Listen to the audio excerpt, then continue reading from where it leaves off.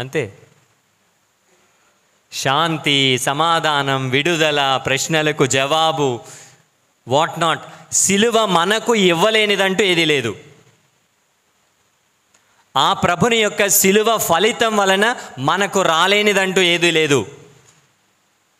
అయితే దానిని పొందేటువంటి స్థితిలో మనం ఉండాలి. ఈ రోజున ధ్యానం చేద్దాం. అనేక విషయాలు ఈ సిలువ మరణం ద్వారా ప్రభు మనకిస్తూ ఉన్నాడు. అనేక ఫలితాలు. ప్రథమంగా మీరు చెప్పినటువంటిది పాపముల మన్నింపు, ద ఫర్గివ్నెస్ ఆఫ్ సిన్స్. పౌలు గారు ఎఫెసీయులకు రాసినటువంటి లేఖ 1వ అధ్యాయం 7వ వాక్యంలో ఈ మాట మనం చదువుతాం. మానవ పాప పరిహారము జరగబడినది. మన పాపములు ఆయన సిలువ శ్రమల పరిహారంగా మనందరికీ కూడా రక్షణను ప్రభు ప్రసాదిస్తున్నాడని. మొదటి పట్టణంలో కూడా అదే మాట మనం చదివాం.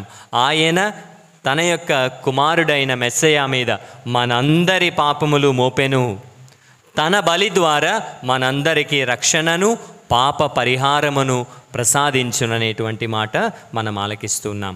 తద్వారా ఆది మానవుడు దేవునికి దూరమైపోయినటువంటి ఆ డిస్టెన్స్, దానిని క్రీస్తు తన సిలువ ద్వారా, సిలువ బలి ద్వారా నింగికి నేలకు మధ్య వేలాడటం ద్వారా దేవునికి మనకి మధ్య ఉన్నటువంటి ఈ శత్రుత్వాన్ని, విరోధాన్ని రూపుమాపి ఆయనకు మనందరినీ కూడా తిరిగి బిడ్డలుగా చేస్తున్నాడు.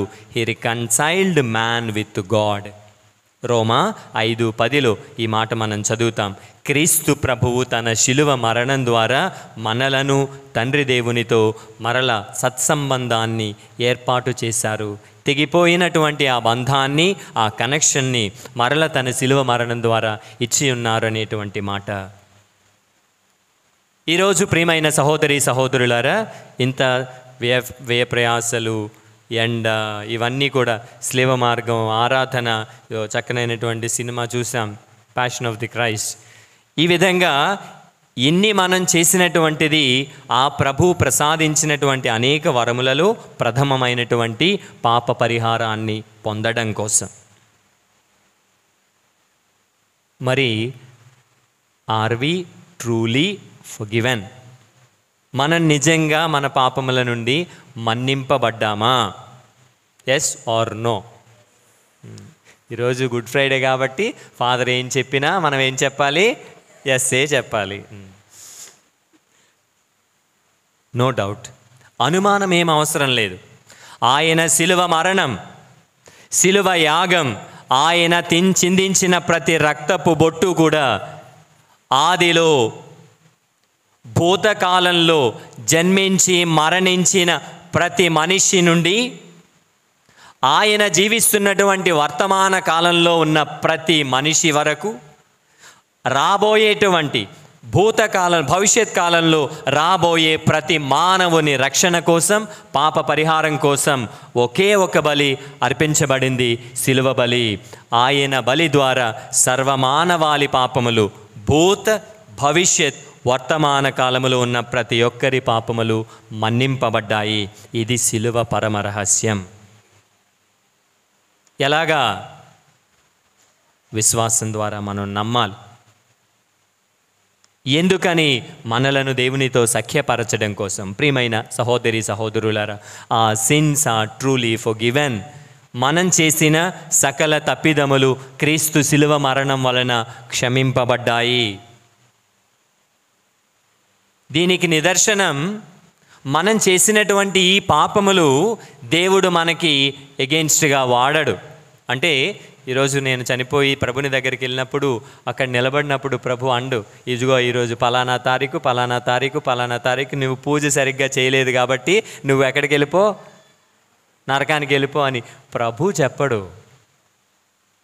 మనం ఇంకొక మన సామాన్య భాషలో చెప్పాలంటే డెప్పు పడుస్తాం అంటాం కదా. ఎప్పుడో జరిగిపోయినవన్నీ కూడా గొడవ వచ్చినప్పుడు, లేకపోతే ఏదైనా సాధించుకోవాలన్నప్పుడు భార్య భర్తల మధ్య, అత్తమామల మధ్య ఉంటాయి. పెళ్ళై 14 సంవత్సరాలు అవుతుంది, నేను కొన్నమన్న పట్టు చీర మీ అమ్మ కొన్నదేటి అని డెప్పుతూ ఉంటుంది. అలా డెప్పడు ప్రభు మన పాపాలను. He forgives and forgets. తన శిలువ మరణం ద్వారా సర్వమానవాళి పాపములు ఆయన మన్నించాడు. ఈ పాపాన్ని దొప్పి ఇదిగో నీవు నరకంకి వెళ్ళు లేకపోతే స్వర్గానికి వెళ్ళు అని ప్రభువు మనలను నిందించడు, శిక్షించడు, తీర్పు విధించడు. It's our own soul. మనం ఫ్లాష్ బ్యాక్ చూసుకొని నేను నా ఆత్మ దేవునికి వ్యతిరేకంగా తీసుకున్న నిర్ణయాలకు గాను నాకు నేను విధించుకునేటువంటి శిక్షే నరకమా, నాకు నేను విధించుకునే బహుమానమా, మోక్షమా?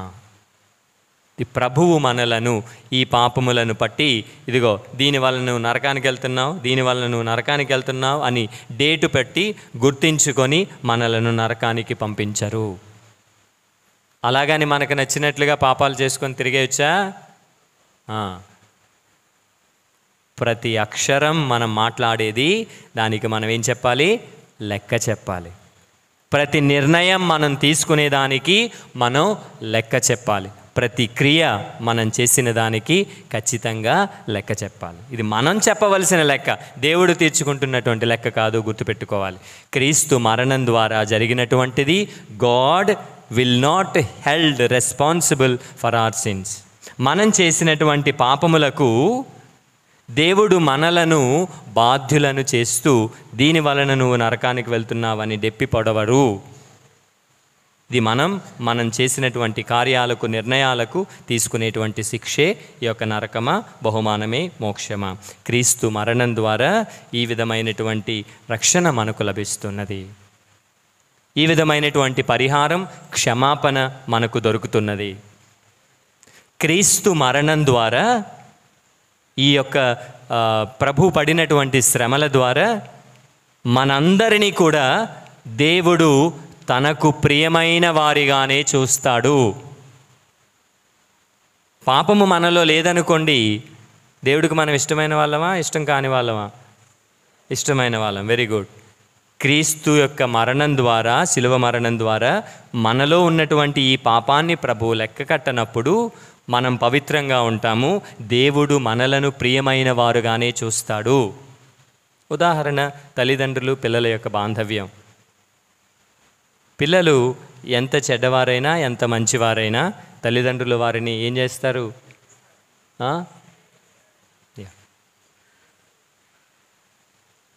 ఎంత అల్లరి చేసినా, ఎంత వారిని ఇబ్బంది పెట్టినా, బాధ పెట్టినా వారు తల్లిదండ్రులు బిడ్డలను ప్రేమిస్తూనే ఉంటారు.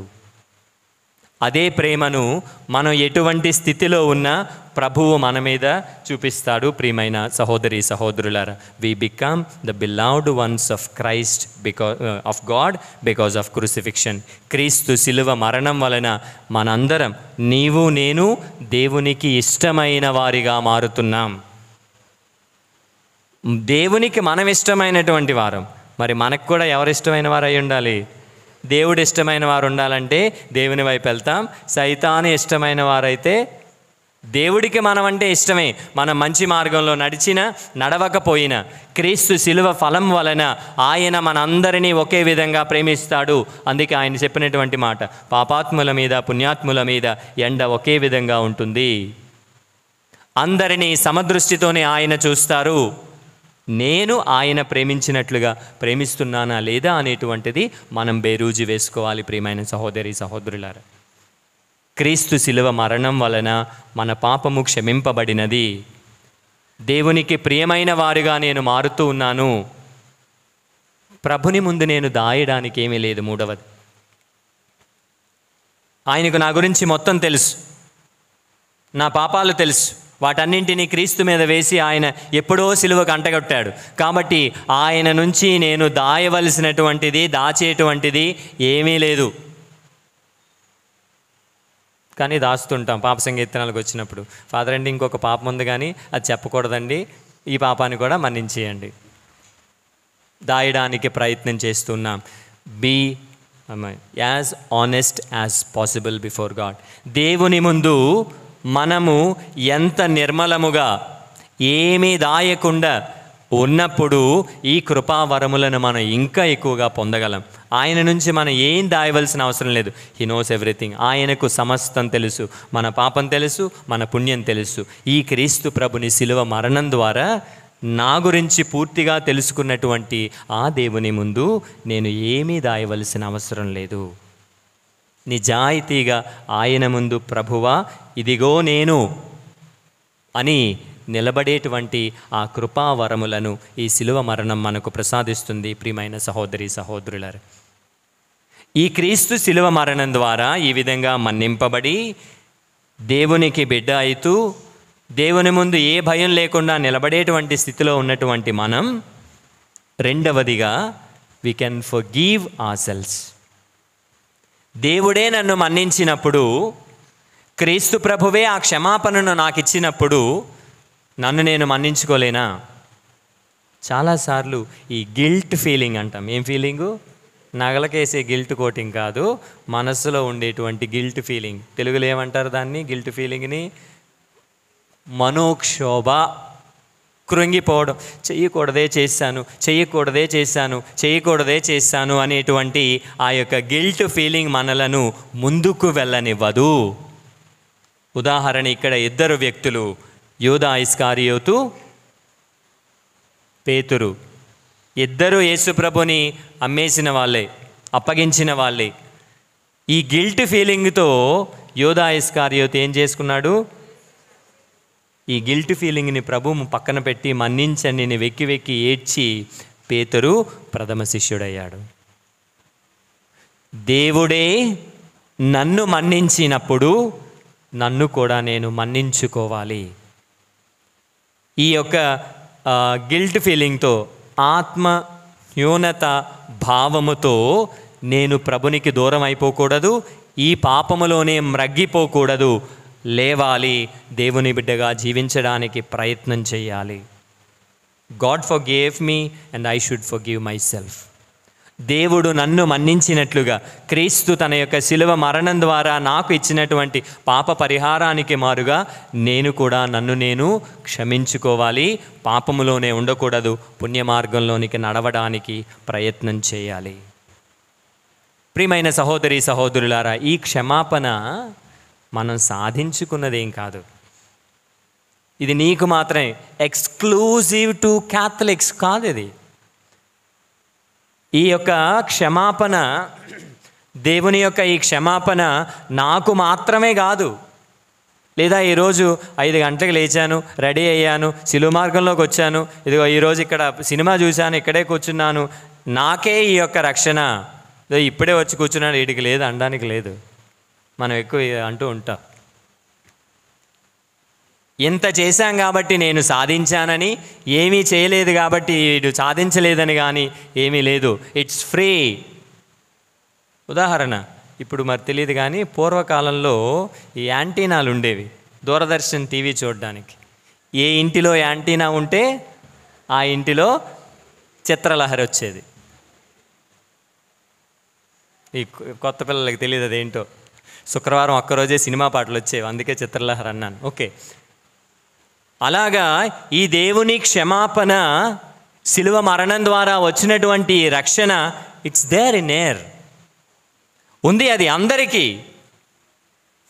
నేనేం చేయాలి?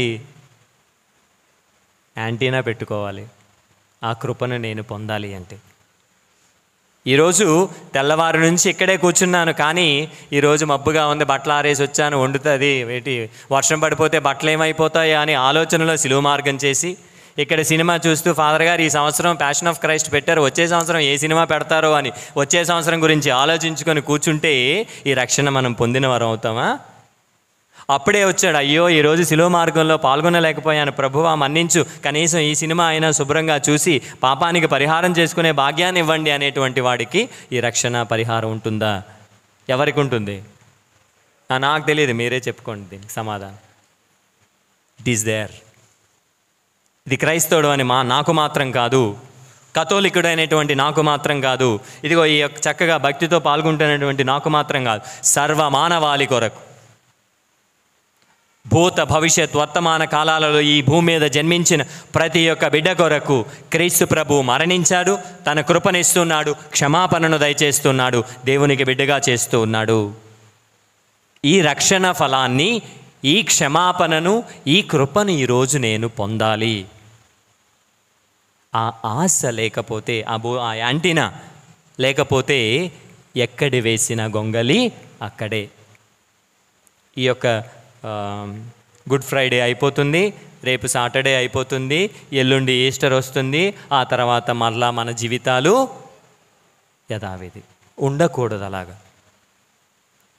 క్రీస్తు పడినటువంటి శ్రమ, ఈరోజు మనం పడినటువంటి ఇంత ప్రయాస వ్యర్థంగా పోతే అర్థం ఏంటి? ఏ ఉపయోగం లేకపోతే, చెప్పాను కదా, పరీక్ష ఎందుకు రాస్తాం? ఫెయిల్ అవ్వాలని ఎవడన్నా పరీక్ష రాస్తాడా? పాస్ అవ్వాలని రాస్తాడా? అలాగే ఇన్ని శ్రమలు మనం ఎందుకోసం పడ్డాం? మీరు ఒకవేళ శిలువ మార్గానికి రాకపోతే ఫాదర్ నీకు ఫోన్ చేసి ఎందుకు రాలేదని అడుగుతారా? లేకపోతే ఫైన్ ఏమన్నా వేస్తారా? మరి ఎందుకు వచ్చాం?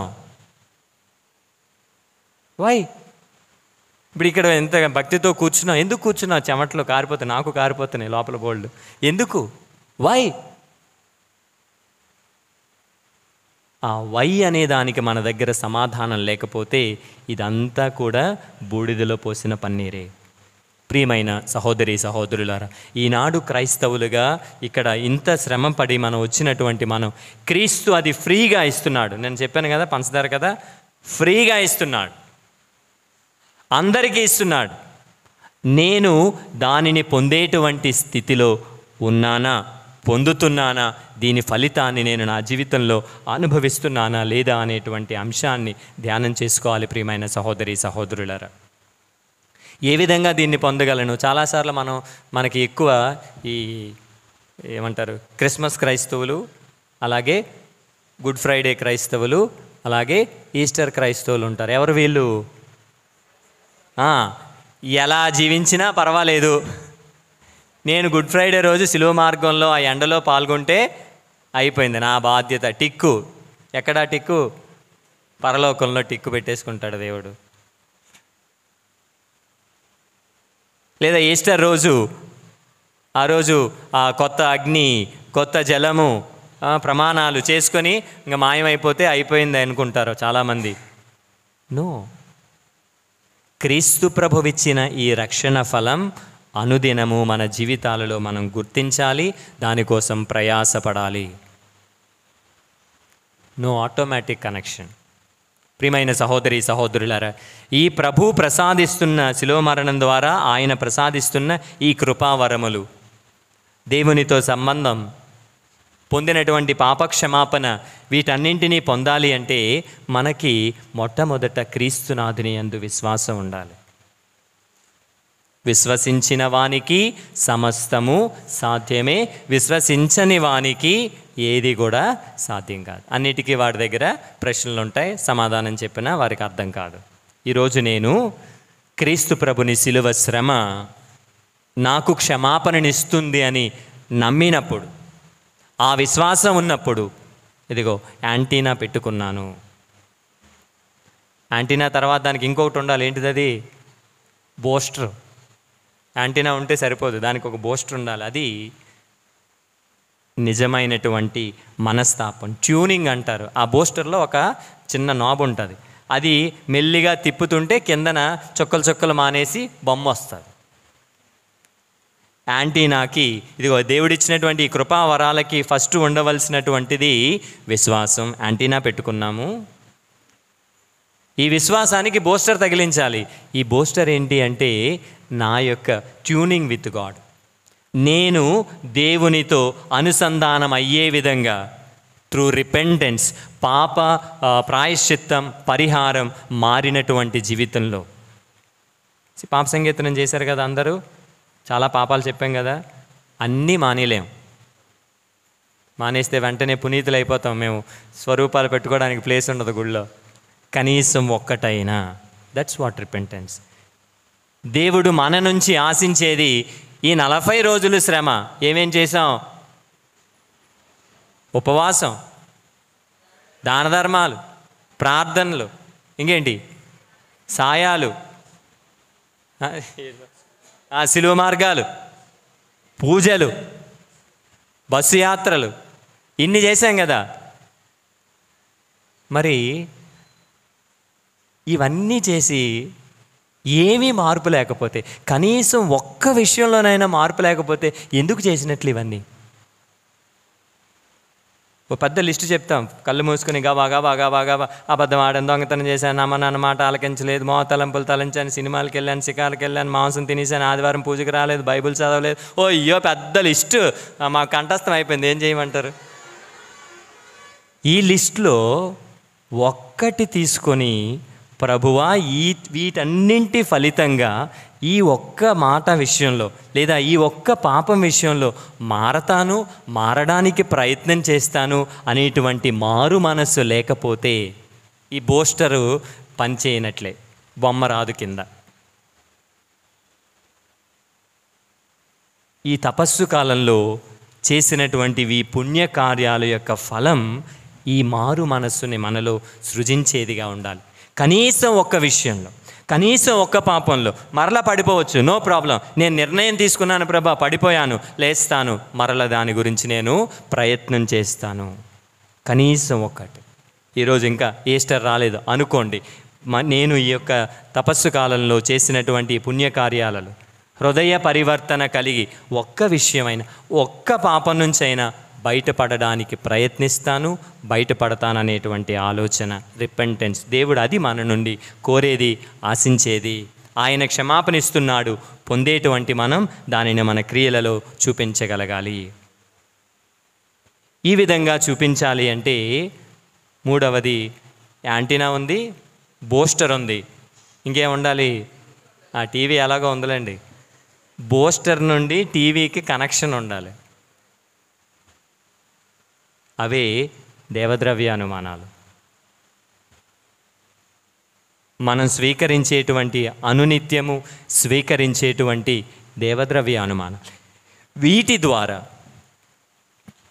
ఏంటి అయ్యి? మీకు ఇవే గుర్తుంటాయి, యాంటీనా, బూస్టర్, వైరే గుర్తుంటాయి. అవి కాదు గుర్తుండవలసింది. మొదటిది విశ్వాసం ప్రభునియందు, రెండవది పరివర్తన, మూడవది దేవద్రవ్య అనుమానాలు. ఈ మూడిటి ద్వారా ఈ ప్రభువు ప్రసాదిస్తున్నటువంటి ఆ కృపావరములను నేను పొందగలను, లేకపోతే పొందలేను. డౌట్ ఏం లేదు. బొమ్మల్లాగా ఇక్కడ కూర్చున్నా ఏం జరగదు. ఇక్కడ ఫాదర్ గారి కింద హౌస్లో వైఫై ఉంది, ఇదైతే మీకు బాగా అర్థమవుతుంది. వైఫై ఉంది, ప్రతి ఫోన్లో ఏం చూపిస్తుంది? RCM అని చూపిస్తుంది. ఏంటిది అది? వైఫై. నువ్వు కనెక్ట్ అవ్వాలంటే ఏం చేయాలి? పాస్వర్డ్ ఉండాలి. ఈ మూడు పాస్వర్డ్లు ఏంటి? ప్రభునియందు విశ్వాసం, హృదయ పరివర్తన, దేవద్రవ్య అనుమానాలు. ఇవి పాస్వర్డ్స్. ఈ పాస్వర్డ్ ఉంటేనే ఆయనతో కనెక్ట్ అవుతాం, లేకపోతే కనెక్ట్ అవ్వం. అక్కడ ఉండడమే అలాగా. ఈ మూడు కూడా ప్రధానం. దేవుడు క్రీస్తు ప్రభుని మరణం ద్వారా మనకు ఇచ్చిన క్షమాపణ, ఆయనతో ఏకమయ్యేటువంటిది, దేవుని బిడ్డలుగా మారేటువంటి ఆ యొక్క రక్షణ, క్రీస్తు ద్వారా మనకు ఎవరికైనా సరే ఆది నుండి అంతం వరకు జన్మించే ప్రతి మనిషికి వస్తుంది, నాకు కూడా వచ్చింది. దానిని నేను పొందాలంటే ఆయనతో కనెక్షన్ ఉండాలి. ఆయనతో కనెక్షన్ ఉండాలంటే ప్రభుని యందు విశ్వాసం ఉండాలి. మారు మనస్సు కలిగినటువంటి వ్యక్తిగా, ఒక్క పాపం నుంచైనా సంవత్సరానికి ఒకసారి బయటపడేటువంటి వ్యక్తిగా జీవించగలగాలి. మూడవది దేవద్రవ్య అనుమానాల విషయంలో శ్రద్ధ వహించాలి. వాటి నుండే నాకు ఈ కృపావరములను పొందుతాను అనేటువంటి సత్యాన్ని ఈరోజు గ్రహించాలి. ప్రియమైన సహోదరి సహోదరులారు, ఇవన్నీ అయిన తర్వాత ఈరోజు చక్కగా అన్ని స్వరూపాలు మూసాం, శిలువ కూడా మూసాం. ఇదిగో స్లీవం రాను, దీని యందే లోకరక్షకుడు వ్రేలాడెను అని ఫాదర్ గారు చెప్తారు. అందరం ఆరాధిస్తాం, ముద్దు పెట్టడానికి దగ్గరికి వెళ్తాం. దగ్గరికి వెళ్ళినప్పుడు కాళ్ళు మాత్రం కాదు, యేసుప్రభు ముఖం కూడా చూడు. ఆయన అక్కడ నిన్ను 4 ప్రశ్నలు వేస్తాడు. ఈ రక్షణ పొందేటువంటి ఈ అంశాలన్నీ ధ్యానించాం, కానీ ఇక్కడితో వదిలేస్తాం చాలాసార్లు. ప్రభు ఇచ్చాడు ఫ్రీగా, ఉంటే తీసుకుందాం, లేకపోతే లేదని. అయిపోలేదు అక్కడితో. ముద్దు పెట్టేటప్పుడు ప్రభుని మొహాన్ని చూడు. 3-4 ప్రశ్నలు వేస్తాడు ఆయన. మొదటి ప్రశ్న, నేను క్షమించినట్లుగా నువ్వు క్షమించగలవా? ఏంటి ఫస్ట్ ప్రశ్న? ఏంటి సమాధానం ఏంటి?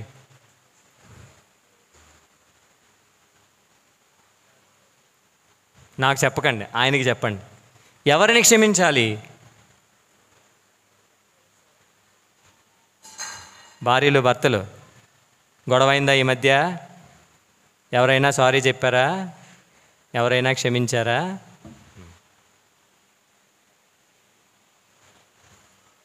ఎవరికో కాదు, సారీ అడగడం, ఇట్స్ ఓకే అని చెప్పడం, నేను క్షమించానని చెప్పడం, కంటి ముందు కనబడుతున్నటువంటి తెలుసు మనకి. కుటుంబాలలో కొన్నిసార్లు నెలలు, వారాలు, సంవత్సరాలు అయిపోతాయి ఒకరితో ఒకరు మాట్లాడుకొని. సులభమా? క్షమించడం సులభమా? కాదు, నాట్ ఈజీ.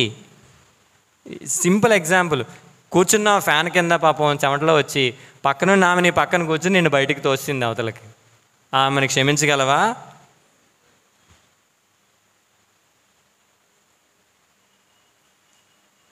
ప్రభు వేసే ప్రశ్న ఇదే. ఇన్ని కృపలు పొందుతున్నావు ఫ్రీగా, నేను క్షమించినట్లు నీవు క్షమించగలవా? క్షమాపణ క్రైస్తవుని లక్షణం. క్షమించలేనప్పుడు, నేను క్షమించనని మొండికేసినప్పుడు మనం ఆయనకు చెందిన వారం కానే కాదు. ఈరోజు కొన్నిసార్లు అంటుంటారు, ఈ మాట చాలా ఎక్కువ వింటూ ఉంటాం, ఫాదర్ అండి ఎవరినైనా మన్నిస్తానండి, మా అత్తని మాత్రం నేను క్షమించలేనండి. ఏమి అంటే, ఆ రోజు పట్టుచీర కొనమన్నా నాకు తప్ప అందరికీ కొన్నదండి. అందుకే పట్టుచీర వేసుకునే వాళ్ళు మాసిపోయాయి, సిరిగిపోయాయి, పీకిపోయాయి, కానీ క్షమించకుండా నువ్వు మాత్రం అలాగే ఉన్నావు. ఇటువంటి వ్యక్తులు ఉంటారు. క్షమాపణ అడిగినా ఎందుకు క్షమించాలి? ఇది మళ్ళీ ప్రశ్న. అరే పోన్లేరా పాపం, ఎందుకు క్షమించాలండి? అమ్మ ఇది మరీ బాగుంది. ఇది యేసు ప్రభువే క్షమించాడురా. ఆయనను శిలువ మీద చంపిన వాళ్ళతో ప్రభు అనే మాట దేవుడు ఏం ప్రార్థన చేశాడు? మనకు తెలుసు, బాగా తెలుసు, అన్నీ తెలుసు. ఆచరణలోకి వచ్చేసరికి గుండు సున్నా. వీరేం చేయుచున్నారు వీరికి తెలియదు, తండ్రి వీరిని నీవు క్షమించగలవా? క్షమిస్తున్నావా? 1 to 10 రేటింగ్ వేసుకో. నన్ను క్షమించమని అడిగిన వారిలో 1 నుంచి 10లో ఎంతవరకు నా ర్యాంక్ ఉంది? ర్యాంక్ ఇంప్రూవ్ అవ్వాలి, పెరగాలి. రెండవ ప్రశ్న, నేను ప్రేమించినట్లు నువ్వు ప్రేమించగలవా? నిన్నటి ప్రసంగంలో ఈ ప్రేమ ఆజ్ఞ గురించి చెప్పుకున్నాం. బలహీనతలున్నా, వ్యసనాలున్నా, మనల్ని ఇబ్బంది పెడుతున్నా, బాధ పెడుతున్నా వారిని మనం ప్రేమించగలుగుతున్నామా? నేను ప్రేమించినట్లు మీరు ఒకరిని ఒకరు ప్రేమించండిని ఇచ్చినటువంటి ఆజ్ఞ. సిలువ మీద నుండి ఈరోజు ప్రభువు మనలను, నిన్ను, నన్ను అడిగే రెండో ప్రశ్న, నేను ప్రేమించినట్లు నీవు ప్రేమించగలవా? కుటుంబ సభ్యులను, బంధుమిత్రులను, పొరుగువారిని అడక్కండి, నేను ఎవరిని ప్రేమించాలి ఫాదర్ అండి అని. సినిమా ప్రేమ కాదు, ఓకే, ప్రభుని ప్రేమ. మూడవ ప్రశ్న, నేను భరించినట్లుగా నీకు వస్తున్న సిలువలను నీవు భరిస్తున్నావా? ఒక చిన్న కథ గుర్తొస్తుంది.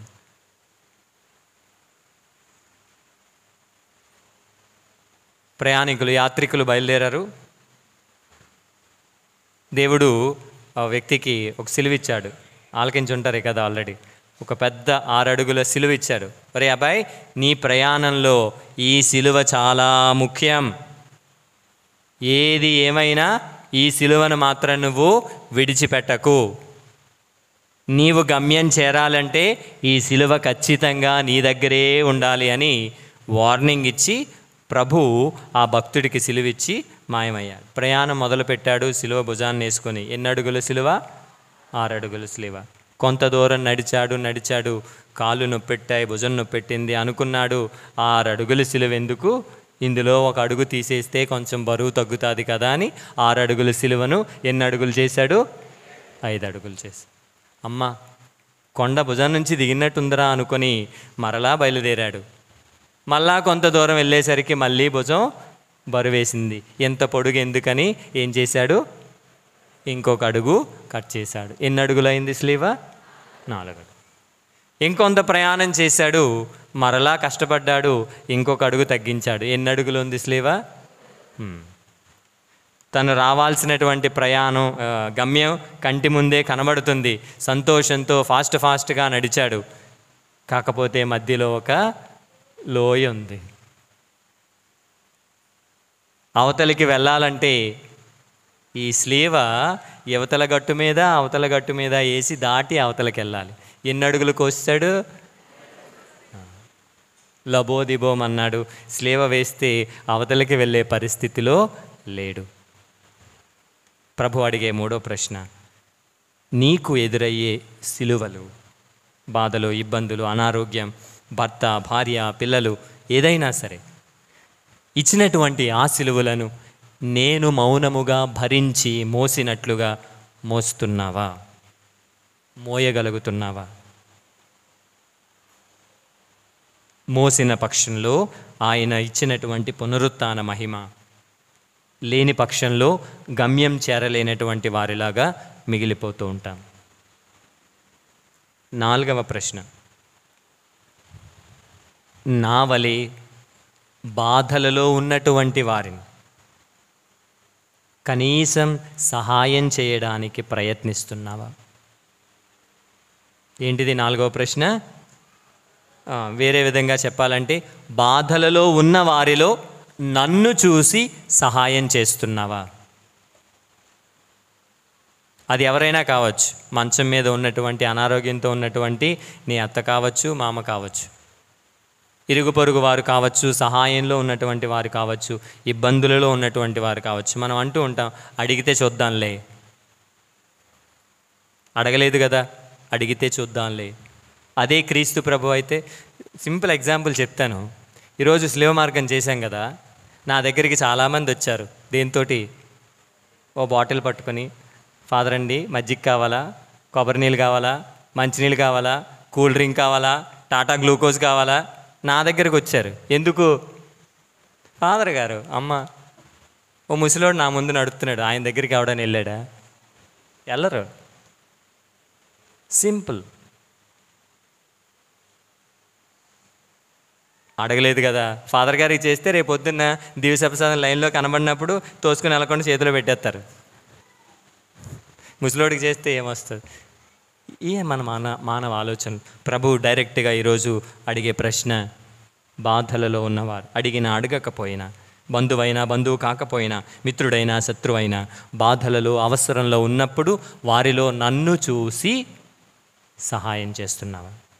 నా వలె అన్యాయంగా సిలువ మోస్తున్న వారికి నీ వంతు సహాయం ఏదైనా చేస్తున్నావా అని ప్రభు ప్రశ్నిస్తున్నాడు. సమాధానం చెప్పాలి. మనం ఇచ్చే సమాధానం బట్టే ఇది మన కనెక్షన్ దేవునితో. నేను క్షమించినట్లు క్షమించగలుగుతున్నావా? నేను ప్రేమించినట్లు ప్రేమించగలుగుతున్నావా? నేను భరించినట్లు నీ సిలువలను మోస్తూ భరిస్తున్నావా? నాలా బాధలు పడుతున్నటువంటి వారికి సహాయం చేస్తున్నావా? ఈ 4 ప్రశ్నలు ఈరోజు నీవు సిలువ ముద్దు పెట్టడానికి ముందు ఆయన ముఖం చూసినప్పుడు ప్రభు నిన్ను అడిగే ప్రశ్నలు. సమాధానం చెప్పాలి. సమాధానం చెబుతూ తగు విధంగా ప్రభు ఇచ్చినటువంటి ఆ యొక్క రక్షణను, పాప క్షమాపణను, దేవునితో బాంధవ్యాన్ని మరల స్థిరపరుచుకున్నట్టుకు కావలసిన అనుగ్రహాలు ప్రభు ప్రసాదించాలని ప్రార్థన చేసుకుందాం. ఆమేన్.